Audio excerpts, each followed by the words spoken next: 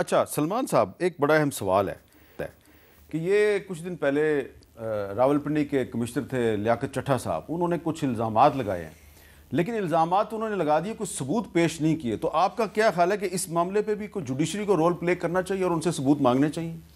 بالکل کرنا چاہیے. دیکھیے، اور ثبوت بہت ہی آسانی سے آپ کو مل جائیں گے. میں تو خود چشمدید گواہ ہوں، میرے ساتھ بھی بہو یہی ہوا. مجھے ابھی تک وہ محسوس ہوتا ہے اس ایس پی کا بازو جس نے میری گردن پہ رکھ کے مجھے آر او کے دفتر سے باہر نکالا. تو مجھے معلوم ہے کیا ہوا اس دن.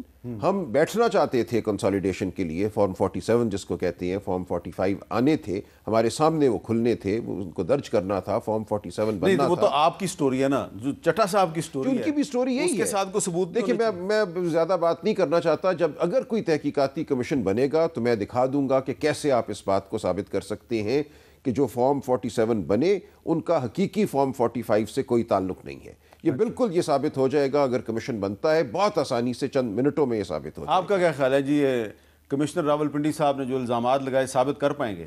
سر ان کو بھی ثابت کرنا چاہیے، اور میرے خیال پورے پاکستان میں دیکھیں پہلے جو غلطی ہم سے یہی ہوئی کہ ہم نے جوڈیشری نے لے کر یہ آپ نے سول ایڈمنسٹریشن کو یہ فرائض سونپ دیے. سول ایڈمنسٹریشن سارا پولیٹیکل ہوتا ہے، وہ انفلوئنسڈ ہوتا ہے، وہ اس کی رشتہ داریاں ہوتی ہیں، ان کے جو سارے جو اسائنمنٹس ہیں، جابز ہیں، پوسٹنگز ہیں، ٹرانسفرز ہیں، ان کے جو سارے مراحت ہیں وہ ڈیپینڈنٹ ہے سارے پولیٹیکل سسٹم کے اوپر. 1.5 سال سے تھے نا راولپنڈی سر اس کی بات نہیں کر رہا ہوں. دیکھیں اوورآل ہم بلوچستان میں سب متاثرین ہیں، اور ہم سب متاثرین ہیں R Os, D R Os اور انہی کے.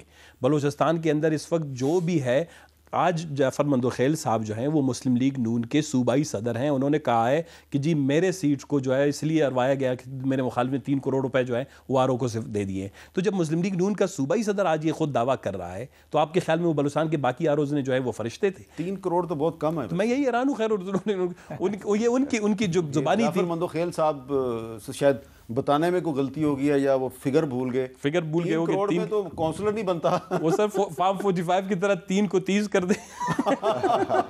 آج کل تو 0 اور جگہ لگ جاتے ہیں. اس پہ کیا کہیں گے جی آپ، کیونکہ سول سروس میں بھی رہے ہیں، کہ یہ جو کمشنر صاحب ہیں انہوں نے جو الزام لگا دیا ہے تو سوچ سمجھ کے لگایا ہے یا ایسے لگا دیا ہے؟ واللہ عالم. لیکن اس کے کئی پہلو ہیں. پہلا پہلو یہ تھا کہ سول سروس ہم نے دیکھا ہے کبھی پریس کانفرنس اس طرح کی نہیں جاتی، مس کنڈکٹ شمار ہوتا ہے. دوسری بات یہ کم از کم انہوں نے اپنا جرم تو مان لیا، بکریوں کو ثابت ہو نہ ہو وہ تو جرم مانے کھڑے ہیں. تیسری بات، بیان بڑا صفائی والا ہے. آرمی نے کچھ نہیں کیا، انہوں نے بہت سیشن کرائے ہیں.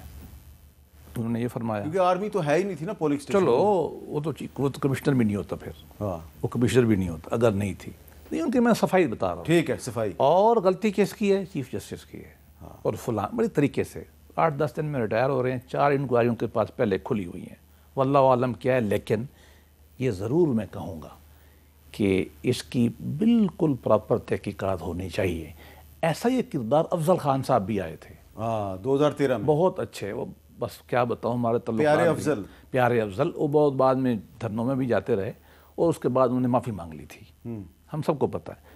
کہیں وہ ری پلے نہ ہو، لیکن انکوائری بالکل فیئر ٹرانسپیرنٹ ہونی چاہیے. میں آپ کو بڑا آسان ہوگا یہ. دیکھیے، جو جھوٹے فارم 45 اب انہوں نے بنائے ہیں 8 فروری کے بعد، اس رات تو نہیں تھے ان کے پاس، ان کو ابھی 10 دن مل گئے ہیں. اچھا، یہ جو اب آپ دعویٰ کر رہے ہیں جھوٹے فارم 45، جی بالکل بنے ہوں گے نا. دیکھیں ہوں گے، میں آپ کو عرض کرتا ہوں، اگر نہیں کرتے تو بہت بے وقوفی ہوگی. جہاں انہوں نے 1 لاکھ ووٹ کا اضافہ کیا، میرے فارم 45 کے مطابق میں 98,000 ووٹوں سے جیتا ہوا ہوں. مجھے فارم 47 جو تمام پولنگ سٹیشنز کا مجموعہ ہوتا ہے اس میں 12,000 ووٹ سے ہرا دیا. میرے 1,60,000، میرے مخالف کے 1,72,000 ووٹ بنا دیے گئے.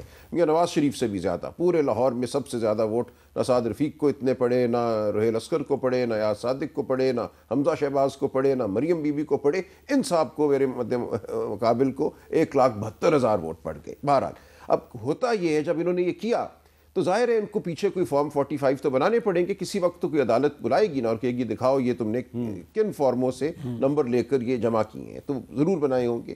انہوں نے بیلٹ باکسز میں بیلٹ بھی بھرے ہوں گے میں سمجھتا ہوں. لیکن اس سب سے فائدہ کچھ نہیں ہوگا ان کو. اب پنڈی اور اسلام آباد کے حلقوں میں ہی ٹی ایل پی نے اپنے فارم 45 آج دے دیے ہیں. انہوں نے کہا یہ لو ہمارے پاس جو ہے، اور وہ ہو بہو وہی ہیں. تو یہ جو اسلام آباد ہائی کورٹ نے آج اسلام آباد کی قومی اسمبلی کی 3 کانسٹیچوئنسیز کا جو نتیجہ معطل کیا ہے، جی، تو یہ اسلام آباد ہائی کورٹ کا اختیار ہے؟ یہ بالکل ہے. دیکھیے قانون یہ کہتا ہے کہ آپ نے نتیجہ ڈکلیئر کرنا ہے، اس میں 3 مرحلے ہیں. نہیں ٹریبیونل کے پاس نہیں میں عرض کرتا ہوں ابھی ٹریبیونل تو بنے بھی نہیں, لیکن میں پھر بھی سمجھتا ہوں یہ اختیار ہے. پہلے فارم 45 آئیں گے, اس سے فارم 47 بنے گا, یعنی کہ ہر پولنگ اسٹیشن کا جو رزلٹ ہے اس کو آپ نے یکجا کرنا ہے, 47 بنانا ہے. یہ پروویژنل کنسالیڈیشن ہے. اس کے بعد فارم 48 بنتا ہے. آپ بٹھا کے کینڈیڈیٹس کو کھولتے ہیں بیگ, اس میں جو ٹینڈرڈ یا ریجیکٹڈ ووٹس ہیں اور جو پوسٹل بیلٹ ہے اس سے آپ جو بھی تبدیلی کرنی ہے وہ کرتے ہیں.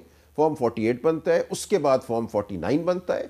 اس کی بنیاد پہ الیکشن کمیشن نے ڈکلریشن کرنی ہوتی ہے جو پھر گیزٹ میں چھپتی ہے. تو یہ تمام مراحل ہیں.